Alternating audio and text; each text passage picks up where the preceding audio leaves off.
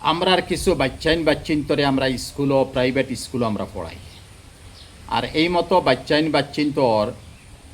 ইনো যদি ক্লাস শেষ হয়ে যায়,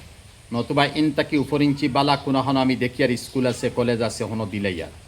প্রাইভেট স্কুলের 5,000 7,000 10,000 15,000 টাকা পর্যন্ত প্রাইভেট স্কুলের বেতন আমরা ফিজ আদায় না করিয়া আমরা মা বাপ হলে এই মতো আওলাদরে অন্য স্কুলে নিয়া দিলাই। ধিক্কার জানাই আর ও মতো মা বাপরে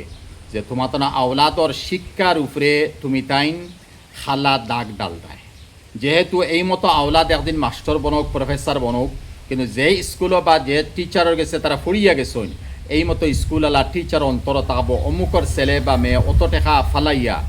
আর ফিজ আদায় না করিয়া তারা অন্য স্কুলে ভর্তি হয়েছিল, এখন এই প্রফেসর ডাক্তার বনে গেছে। ও যে জিন্দগির মধ্যে একটা দাগ আপনারা ফালাইতরা একটাবার চিন্তা করুক না, অত বড় হক স্কুলের হক কিয়ামত দিন ফাইসাল হইব।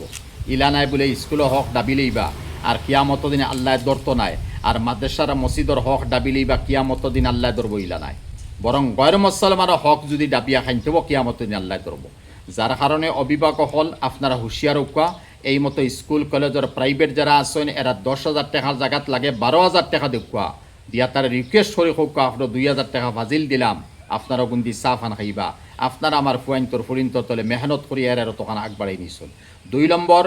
যারা স্কুল কলেজ থাকি প্রাইভেট থাকি বারোয় অন্য স্কুলও যায়নি হেরার গেছে আমি অনুরোধ করি আর আমার শিক্ষিত ভাইন্তর গেছে প্রিন্সিপাল সাহর গেছে, আপনারা একটা বার এই মতো স্টুডেন্টসরে হোক না, তুমি যে স্কুল তাকিয়া আইসো ওই স্কুল থেকে একটা সার্টিফিকেট আনো, নো অবজেকশন একটা সার্টিফিকেট তুমি আনো, তখন বোঝা যাইব এই মতো স্কুলারায় তোমার সার্টিফিকেট দেন কি না দেন। যদি দিছই না তে নিশ্চয়ই কোনো বেতন রয়েছে ফিজ রয়েছে। আওদিকে যদি আমরা কটু রয়ে যাই অন্য স্কুলালায় তো আরও স্কুলটা আমরা ডাউনও নিলাম না, আমার এখানে খালি উজ্জ্বল হইতো আর আকবার তোর অন্য স্কুল ডাউনও যাইতো এখানে বাজেই পারা।